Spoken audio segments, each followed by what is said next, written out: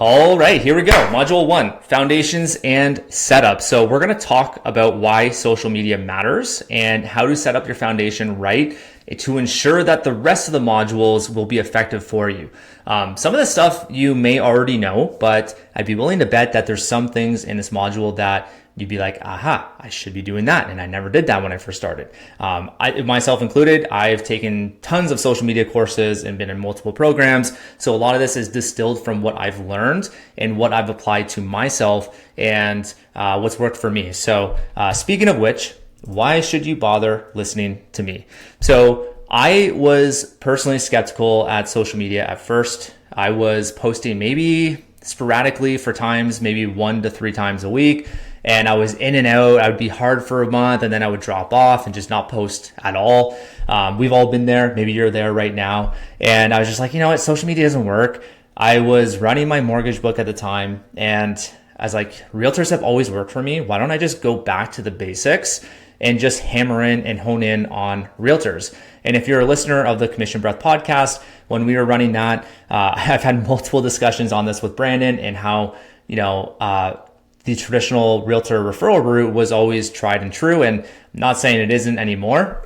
It absolutely is. But where things are right now in the market and how, realtors don't have many buyer leads for us mortgage brokers, we have to look at building our own assets and make sure that we can generate our own leads instead of just relying on referral partners. And this was a big aha moment, a big waking up moment for me when I was starting my social journey seriously. So I started in January of 2025 and I was at 3,537 followers.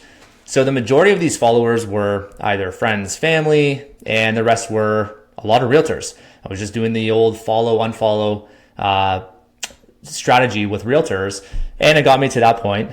And then from there, when I started posting consistently, I grew that to just under 40,000 by the end of June. So we're going to talk about how I did that. You can see a screenshot here just for proof. 3,500.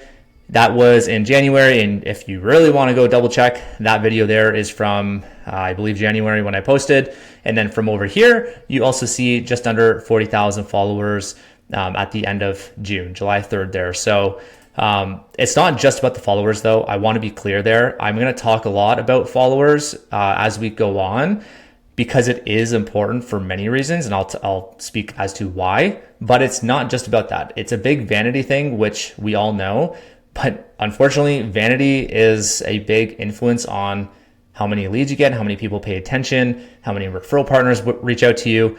A lot comes with it, but again, it's not just about that. You will get leads from this, I promise you, if you do this consistently and you do what I tell you to do in this course. So I was generating 2 to 3 book calls a day just from posting videos. There was no outbound that I was doing. It was all inbound. And when I say was, that's because I've pivoted the direction of my content. I was very honed in on advanced strategies, and I decided to pivot to more general finance. And that's because I'm not focused on my main book, on my book of business anymore. I'm focused just on Tango. So I wanted to just broaden that in what I'm really interested in speaking about. Okay.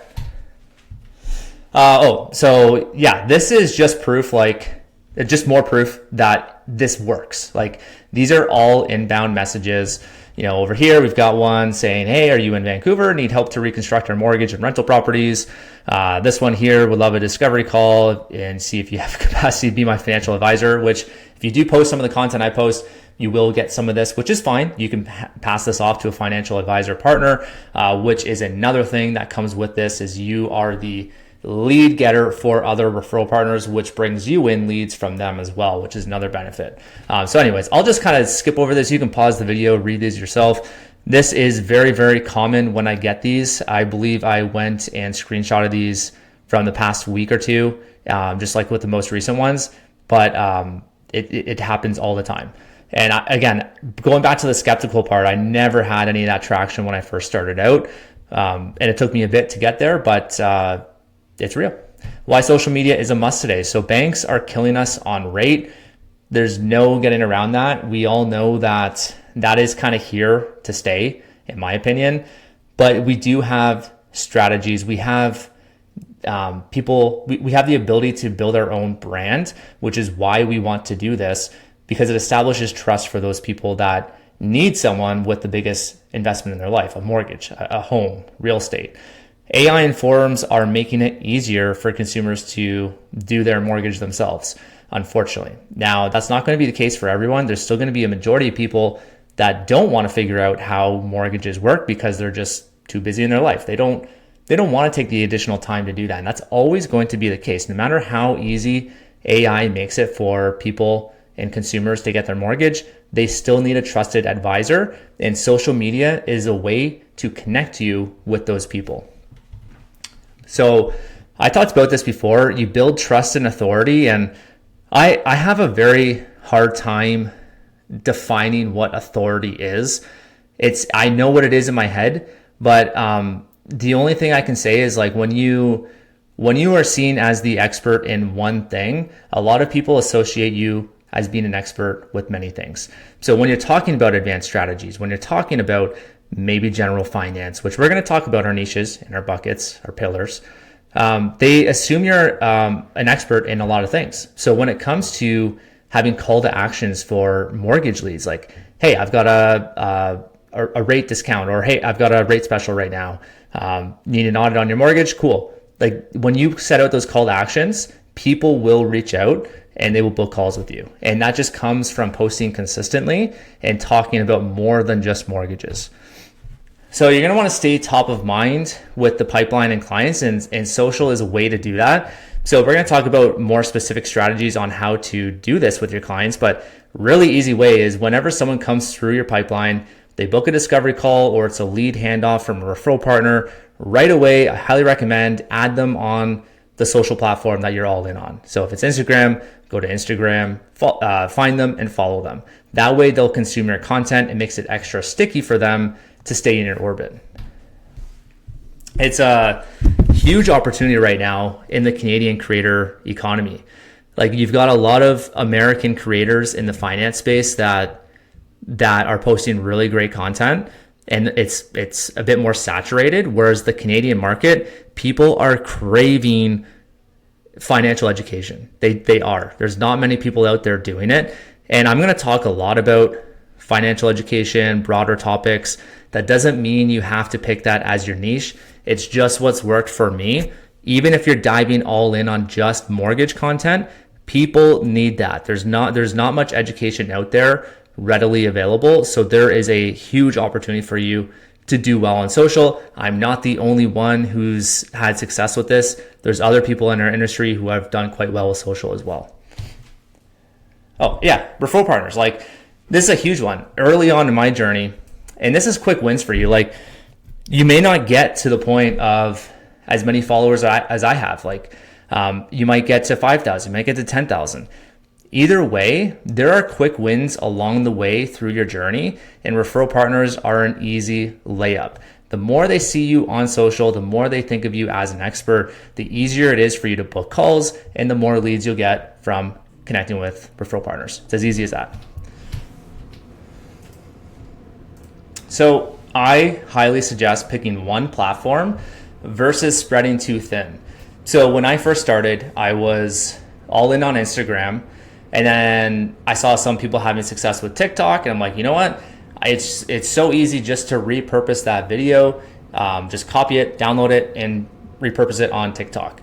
Yes, it is. It takes maybe 2 minutes to do, but I found my attention being spread too thin, and I was really, I dreaded having to post a video. It was additional steps for me to have to do it. And I know it's like only 2 minutes. Psychologically, I knew it didn't take long to do, but it was really making me reluctant to post the video. So I just stopped that. I'm like, you know what? Let's just keep my head free and clear and just go all in on Instagram. So you'll see, like, if you go to TikTok and YouTube Shorts, I stopped posting months ago, and I just went all in on Instagram. So I suggest doing the same, because when your attention is divided, you're not going to have as much progress with your journey. Now, some of you might be absolute beasts and prove me wrong there. I hope you do. If you want to go ahead and tackle those multiple platforms, it is very easy to cross post. We'll talk about how you can take that video that you post on Instagram and repurpose it to TikTok and YouTube. It's very, very easy. Tiers of value. So not every view is created equal depending on the platform you're using. So this is not just my point of view in my opinion, but many top creators look at this as the tiers of value per platform. So TikTok is the bottom of the barrel. Like if you're a big TikToker, cool. Like I'm not hating on TikTok. I know it works. I know you can get thousands of views, millions of views, and leads do come in. But when you compare it to the other platforms, the view is not as valuable as these other platforms. And I'll back that up. YouTube Shorts, it's slightly better because you can potentially convert those people into your long form views. The likelihood of that happening is low because there's people on there on YouTube Shorts to consume short form content. So that's been kind of proven and debunked, but still a bit better than TikTok. And then Instagram Reels are the best out of the short form platforms for many reasons. The main reason is you have more professionals on there versus TikTok. And I know it's not just younger people dancing on TikTok anymore. I get that. But if you were to compare Instagram to TikTok, you do have more on Instagram and more people searching educational content on Instagram.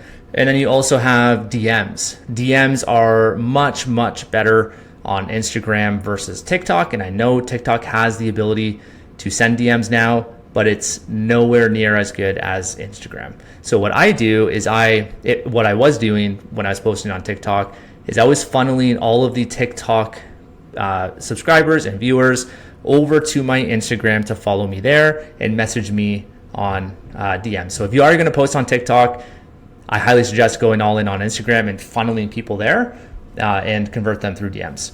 Now, the king daddy of views is YouTube long form and podcasting. That's because the longer someone is watching you, like the more minutes of content someone has consumed from you, the more trust that is established. And the fastest way to get there is through YouTube long form and podcasting. So this isn't to overwhelm you and say, hey, you need to be on short form and you need to be producing some long form, whether it's YouTube or whether it's podcast or whether it's a combo. We're not going to go there yet. In this course, we're just going to be talking about short form. And then, we'll dabble into how to convert people through long form. And that was a strategy I was using, still am today, is to convert people through the short form and funnel them into my long form content. So here's some of the reasons why I chose Instagram. First is it was most familiar. So if you have a platform that you're very familiar with and you grew up with, the likelihood of you choosing that is probably higher. I highly suggest just going with the one that is the most familiar. DMs. So I like Instagram for the DMs. You can convert leads much easier through there. And at the end of the day, we're doing this to generate leads for our business. Stories. Stories are super powerful. There's many, many strategies we can talk about using Instagram stories. Yes, I know TikTok has them as well, and you can utilize it there, but your followers are likely going to see your stories on Instagram versus TikTok. And there's a lot of more features with the Instagram stories. Automations, so you can use ManyChat, which we will dive into. And that's why I like Instagram as well. I know ManyChat is coming out with the ability to plug into TikTok, and it already is there, but you have to have a business account with TikTok for that to work. And you're better off having a creator account on TikTok for several reasons, but we won't get into that right now. Referral partners, realtors, that's where they're at. They're on TikTok too, but most of them are on Instagram for the most part. So, why go there if you prefer, reaching them in an easier way? And I say realtors because that's what I kind of grew up doing in this industry. But if you're going heavy on FAs, then you're probably better off on LinkedIn. We're not going to be going through LinkedIn on this because that's a whole different beast on how to master LinkedIn, and I don't have the expertise there. So maybe this course isn't for you, but you can still take these foundations and some of these principles and apply it to LinkedIn, because you can post videos on LinkedIn as of today. So optimizing your profile, we've got value and trust over aesthetics. So I don't know why I said it like that, but we're going with it. So the reason why I say this is because early on in the Instagram days, you had a lot of people spending a lot of time on optimizing their profile to make it look super sexy, have like all the color schemes and visuals, which is great. Like it does help solidify your brand more, I will say that, but you're much, much better off spending your time on creating value and trust to your viewer and your listener, especially in today when you've got AI, you've got all of these different technologies that people are very skeptical with. If you can produce more raw content, it will resonate with people more. And at the end of the day, that's what you're trying to do. You're trying to create connections. You're trying to create more leads for your business. Going with value over trust versus how your profile looks will get you much, much further. But with that being said, you do want to optimize your profile and you do want to answer these 3 things. So who do you help? What problem do you solve? And why follow you?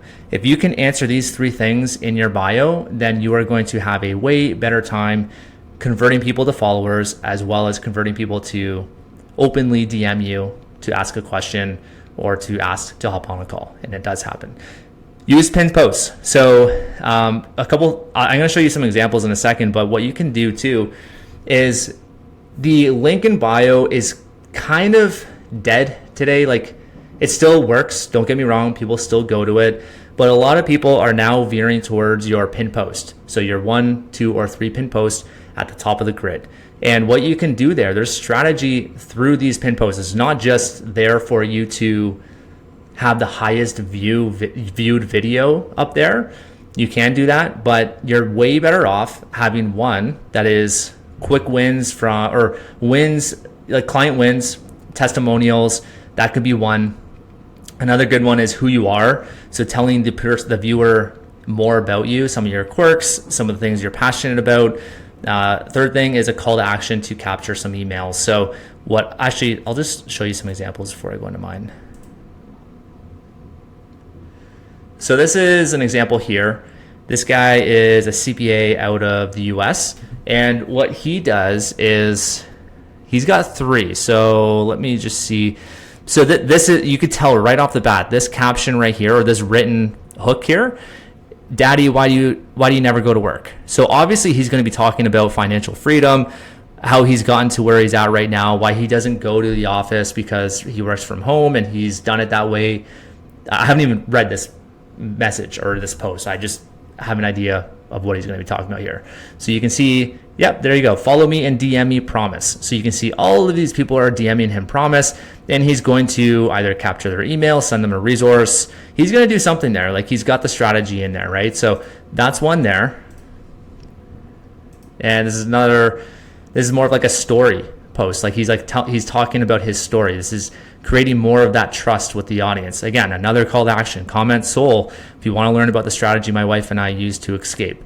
So he's all about financial freedom and budgeting, all that good stuff. So you get the idea. That's him there from the first. All right, I'm all over the place. I exited the PowerPoint, but we are back. So the second one here, Ali Abdaal, you've probably recognized his name. He's a big YouTuber in the States. Actually, sorry, the UK. And doctor turned entrepreneur. If you actually look at my bio right now, I got this line from him, which is another strategy. Just look at who's doing some cool things out there, what's working for them, and take some inspiration. So for him, you can see he's got a pinned post here about his, him having a daughter or son, right? So this is building more trust with the audience. He doesn't have any call to actions here. You don't have to have one on every single one. I'd be willing to bet he has one here. So his is different. He's having a call to action to go to his link in bio. I would actually change the strategy to a DM strategy. And you can see this was 90 weeks ago, so quite some time ago. If you were to ask him now, he would probably redo this post and have a call to action to DM him something using ManyChat. And by the way, you would connect this to ManyChat and have this on autopilot. And that's why I love social, because when you bring in the views from your videos, people are going to go to your profile, and that's where you're capturing the emails. That's where you're starting the connection with them through your DMs, because this is running on autopilot through ManyChat. It's sending them that DM from them commenting that word. So those are pinned posts. Oh, sorry. I'll just go to mine quick. Mine's not as good, but you know what? I took off one of my pinned posts. So this post here is just, I think it was about 10 things you may not know about me. Yeah, it was 10 things you may not know about me. I got to check that formatting. Actually, I don't like that. But I didn't have a call to action on this one. I just wanted people to get to know me a bit better. And I did have one over here, which was one of my highest performing videos on tax deductible strategies. And the call to action was to DM me a word, and I was capturing emails, and you know, I grew my email list like crazy just from having that one post that went viral. And also it was collected on autopilot. The reason why I took it off is I'm going against my rule aesthetically. I didn't like how it looked on the top of my profile because it was early days of editing, but hey, I'm not perfect either. I'm going against what I'm preaching here, but maybe I will put in that post after today. All right, so equipment and setup. This is very, very important if you want to stay consistent on social. So I get this question quite a bit. You know, how do you, like, what kind of equipment are you using? What should your setup be? And there is no perfect answer, but I'll show you what I use and what I've set up and why I set it up this way. And it really comes down to ease of use. Like you want to make sure that you're consistent posting social. And if you have to set up your setup every single time you go to record your videos, then you're going to hate posting social. You want it to be where you walk in at the beginning of the day, whenever you're recording, and you're like, hey, I'm going to turn this button off, and away we go. We are going to be ready to record. That's how it should be. So I've got two different setups. I've got my studio setup, and I've got I call it my iPhone setup. So they're very similar setups, but it's just a different mechanism of recording the videos. So the studio setup, I've got a DSLR camera, which is the Sony ZV-E10. Sony ZV-E10. I'll have a list for you guys too if you want. Desk mic, I've got Shure MV7, and I've got ring lighting, which I have on right now. And if you want to go super fancy, you can get a second camera angle. I haven't gone this route yet, but I probably will in the future. And the reason why you do this is it keeps the viewer's attention having two different angles that can cut in and out. Gone are the days of like the hyper edit style, like the Hormozi style editing. If you're still doing that, it's very old and people are tired of it, but you still do have some strategies within your editing that you can take advantage of to retain the person without all of the crazy pop-ups. So that's just one of the ways. Simplistic is an iPhone. So you don't have to go the route of the DSLR. And in my opinion, if I were to start over again, I would just use my iPhone. And the reason being is because people are gravitating towards more authentic content where it's like raw, off the cuff. And if you can make your content look and appear that way, even if you are ready and scripted and prepared, the iPhone just makes it feel more authentic and like that viewer is there with you. So that's the easiest way to just pop your phone out, and there are settings on there to make the video even better, which we can go through. Wireless mic. So I use this guy here, Hollyland, and all you do is you pop it out. This piece goes up into your iPhone or your phone, which is the Bluetooth connection, and this clips on to your shirt. It's a magnet, clips on your shirt. And I love this thing because you can go anywhere with it and use it anywhere with your phone. It's the most portable setup ever. In fact, you can get away with just these two things and go viral and build a brand. Now, lighting is also super important, which ring lighting, super important. Highly recommend getting some lighting. And if you can control it in the environment where you have your settings dialed in, you just know that you can pop it on and off. That's best, instead of like trying to tune in the how high your lighting is and how low it is. I always cover my windows if I have windows in the room, so that way I can control the lighting. And if you are doing it on your phone, I would learn how to edit on your phone just to know how to do it. And for the majority of your videos, you're better off sending it to an editor. We're going to go through my process in depth in future modules, but For all of my studio setup videos, this side here, it all goes to an editor. I don't do any of those edits. If it's on my phone, it's like 50-50, depends on how complex it is. Like if I'm sharing my screen with my phone, like my actual desktop, and I'm just going through it, I'll just edit that myself because it's very quick and easy. But if it's if I screw up multiple times, I'm not going to bother trying to edit that. I'll just send that to the editor. So if I were to sum this up, the path of least resistance with social is consistency. You're going to grow the most just by being consistent. And I know you've probably heard that before, and it's the most frustrating thing you've heard. But trust me, the reason why it works is because if you do have one video that pops off, that person, those people that have watched your video, not all of them are going to follow you, but that's okay because the next video you post, say it's the same day or the next day, then you're going to have more followers that follow you from those videos going after. And the algorithm is so good now, even if that person didn't follow you, but they watched a majority or a good portion of that original video that popped off, it's going to push your next video at the top of their screen. And that is why you need to stay consistent. You have more at-bats, more opportunity for videos to pop off, and you will capture more followers, which means more viewers and more leads for you down the road. Okay, well, I'm just repeating what I said there. Don't need to go into depth there. Action steps, worksheet 1. So you're going to have this linked as well.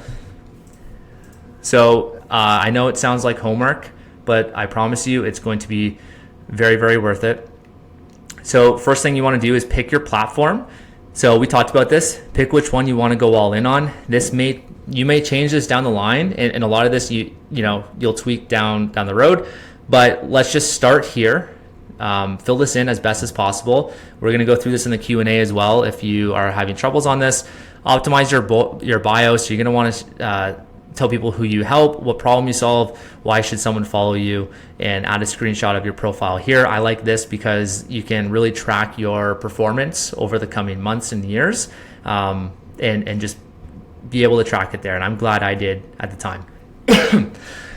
Recording setup. So this one is probably the most important out of all of them because this here, we are going to dive deeper on module 2. And this one is pretty self-explanatory. So this one I think is one of the most important things because if you do have this set up, you're going to have an easier time recording, and it's just going to take less time for you during the week to spend more time on your business and creating more content if you've got this dialed in. So really think this through. Am I going to be sending it to an editor, or am I going to be doing it myself? Should I have a DSLR, iPhone? Where am I recording? Where's the light coming from? All of that stuff. Spend a lot of time on it. I have, and I still do. I just changed my setup slightly now to make it better and better over time. And then any notes you have, just put it down here. And that's it. I'll see you on the next module.